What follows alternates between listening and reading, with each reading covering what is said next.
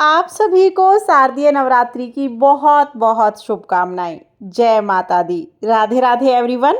आज की वीडियो में मैं आपको शारदीय नवरात्रि की बहुत ही सरल पूजा विधि बताऊंगी। पूरी पूजा मैं आपके सामने करके दिखाऊंगी ताकि आपको पूजा विधि में कोई कंफ्यूजन ना रहे। पहले दिन हमें स्थापना कैसे करनी है और पूजा कैसे करनी है, चलिए वीडियो शुरू करते हैं।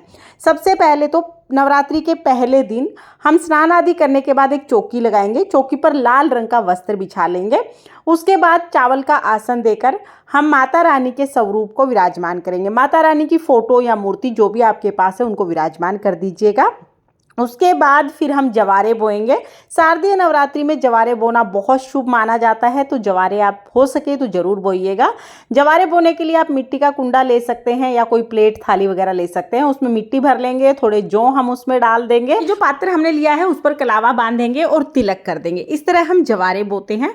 जवारे का जो एक कुंडा है ये आप वैसे तो कहीं पर भी चौकी पे रख सकते हैं, लेकिन अगर आप जवारे के कुंडे के ऊपर कलश की स्थापना कर रहे हैं तो माता रानी के राइट हैंड की तरफ, यानी जो पूजा कर रहा है उसके लेफ्ट हैंड की तरफ आप इसे रख दीजिएगा। अब हम कलश स्थापना करेंगे तो मिट्टी का मैंने कलश ले लिया है, इस पर मोली बांध ली, स्वास्तिक बना लिया, गंगा जल डाल दिया। फिर हम इसे शुद्ध जल से भर लेंगे। इसमें हल्दी, सुपारी, सिक्का, लौंग, इलायची, ये पांचों चीज़ें हम डालेंगे।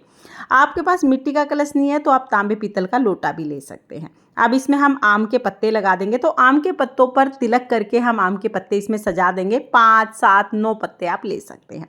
अब हमें क्या करना है, जटा वाला नारियल लेना है। नारियल पर तिलक करके लाल रंग का कपड़ा बांध देंगे। लाल रंग का कपड़ा ना हो तो आप सिर्फ मोली भी बांध सकते हैं।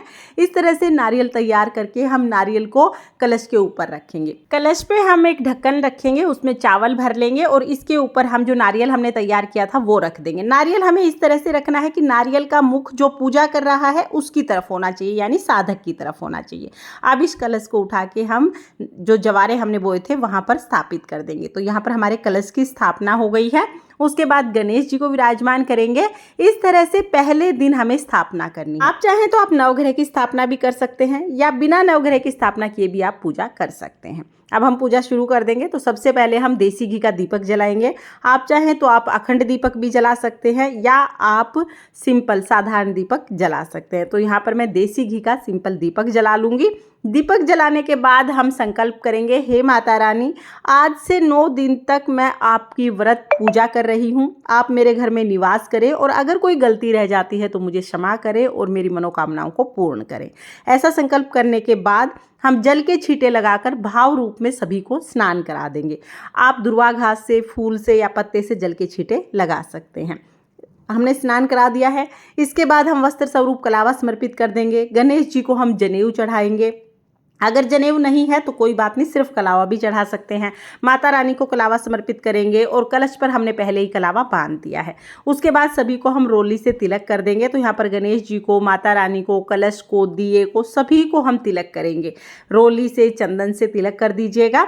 उसके बाद फिर हम अक्षत यानी चावल समर्पित कर देंगे और फिर हम फूल समर्पित करेंगे। जो भी फूल आपको मिल जाए वो फूल आप समर्पित कर सकते हैं। माता रानी को आप लाल रंग की चुनरी जरूर समर्पित कीजिएगा। लाल रंग की चुनरी समर्पित करना बहुत शुभ माना जाता है, तो पहले दिन आप चुनरी समर्पित कर दीजिएगा।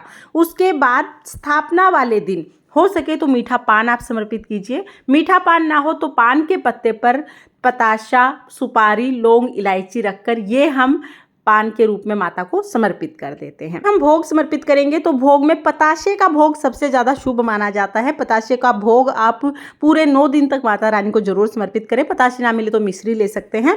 इसके बाद पंचमेवे, ऋतु फल, ये सब भोग हम समर्पित कर देंगे। इसके साथ ही पूजा में हमें 1 लोटा जल जरूर समर्पित करना है। जल के बाद ही भोग पूर्ण होता है, तो जल हम जरूर समर्पित करेंगे।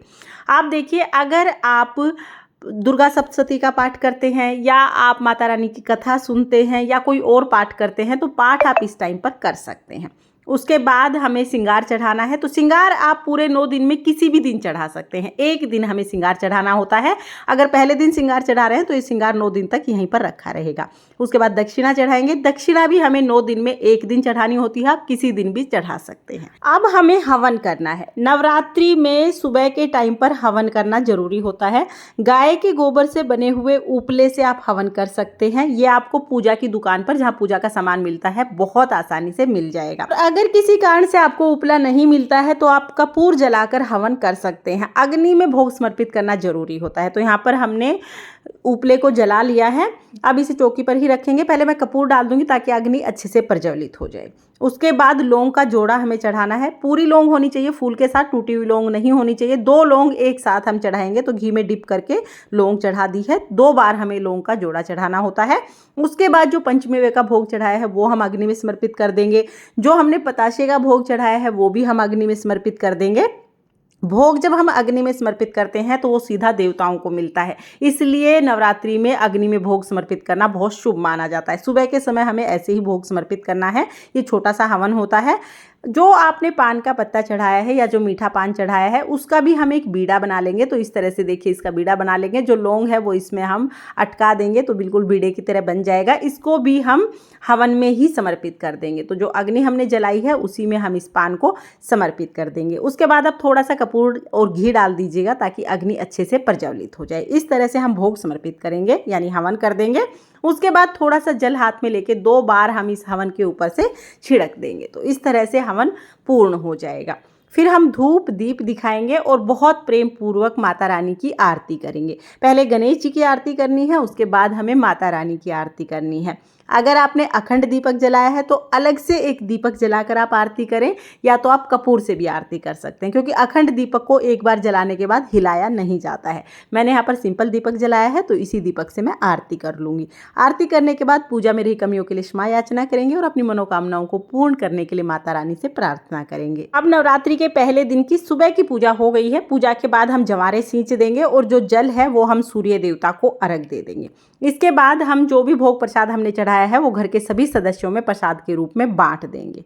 तो इस तरह से हमें सुबह की पूजा करनी है। शाम के टाइम भी हमें माता रानी को भोग लगाना है और आरती करनी है। तो शाम के टाइम सिंपल भोग लगाया जाता है, हवन करना जरूरी नहीं होता है। शाम के टाइम बस हम भोग लगाएंगे और आरती करेंगे। इस तरह शाम को पूजा करनी है। फ्रेंड्स, नवरात्रि में पूरे 9 दिन तक माता रानी का पूजन किया जाता है। पहले दिन हमें स्थापना कैसे करनी है और पूजा कैसे करनी है, इसकी बहुत सरल विधि मैंने आपके साथ शेयर की है। अगर ये वीडियो आपको पसंद आया हो और अगर ये वीडियो आपके लिए थोड़ा बहुत भी यूजफुल हो तो प्लीज़ प्लीज़ वीडियो को लाइक कर देना। और हम महिलाएं घर में तीज त्योहार कैसे करते हैं ये देखने के लिए मेरे चैनल को सब्सक्राइब कर लेना। पहले दिन इस तरह से स्थापना पूजा करने के बाद अगले दिन पूजा कैसे करनी है, पूरे 9 दिन तक पूजा कैसे करेंगे, कन्या पूजन कैसे करना है, चौकी कब और कैसे उठाएंगे और सारे सामान का हम क्या करेंगे, ये सभी वीडियो चैनल पर आ चुके हैं। सबका लिंक मैं डिस्क्रिप्शन में दे दूंगी, आप उन्हें भी एक बार जरूर देखना। ऐसे तो मैंने स्थापना पूजा बहुत डिटेल में बताई है। आई थिंक आपके सारे डाउट्स क्लियर हो गए होंगे, लेकिन फिर भी अगर कोई आपको डाउट है तो आप कमेंट करके पूछ सकते हैं। मैं रिप्लाई करने की पूरी कोशिश करूंगी। माँ भगवती की कृपा आप पर और आपके परिवार पर सर्वदा बनी रहे। इसी कामना के साथ फिर मिलेंगे किसी और वीडियो में। तब तक के लिए जय माता दी। राधे राधे।